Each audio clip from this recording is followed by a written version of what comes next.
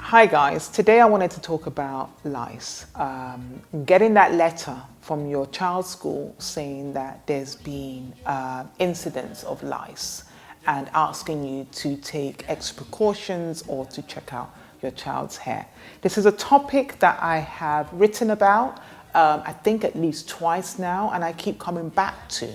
And I was reflecting the other day of why this topic. Why do I keep coming back to this issue about lice on hair? I've never had any of my children have lice, but I find myself coming back to this topic, and I think I finally understand why. One of my earliest hair memory is of my auntie trying to get lice off of my hair. And I think deep in my subconscious, I was scarred by the experience, and you will find out why.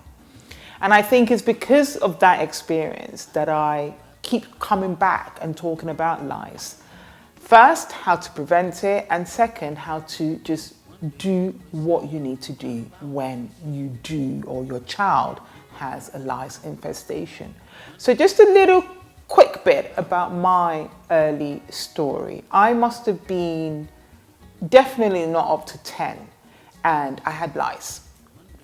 At that time, we were in Nigeria, and I can't even remember the kerosene being put on my hair, but I can remember vividly the burning sensation. If I can prevent any child from going through that, then this video is worthwhile. Thankfully, we live in the West. Some of you watching this video don't, but I still hear that there are bad practices being adopted when it comes to treating lice. Kerosene is not the way to go. Using pesticides is not the way to go, and I'm horrified that people are resorting to this. But I know that lice can pose such a huge problem, especially for the Afro texture hair, because once it embeds itself in the hair, it can be very, very, very difficult to get rid of it.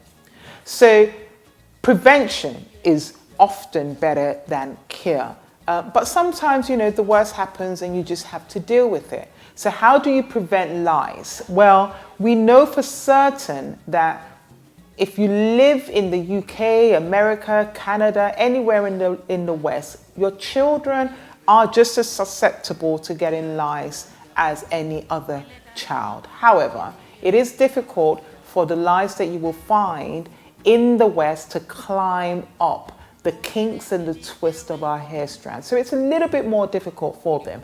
They can do it, but it's a little bit more difficult.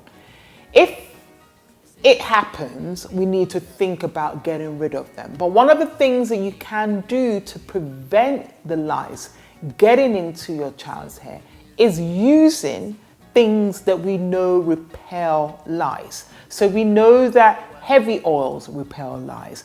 Anything with heavy smelling essential oils repel lice. And that's one of the reasons why Black children tend not to have lice infestations often, because we use things like coconut oil, things like tea tree oil is mixed into our products, just heavy smelling oils that we know that lice hate.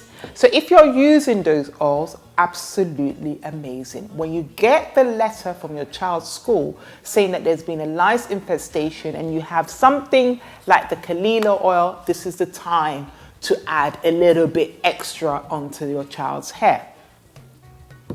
So heavy oils will prevent the lice, or at least put off the lice from thinking that your child's scalp is the attractive place for them to live in.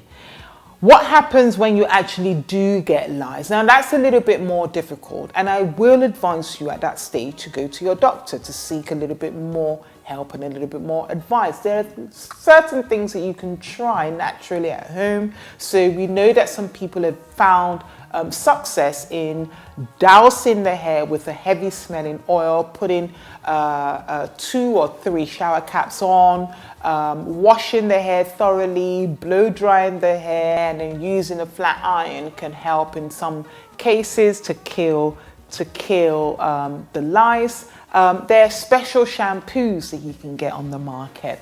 There's also knit combs. I mean, if it gets to the point where you have to sit with your child and work through a knit comb to get the knits, and that's the eggs that the lice lay on your child's hair, you also have to make sure that everything that your child has touched or been around is thoroughly washed and disinfected, so that it's not reintroduced onto your child's scalp.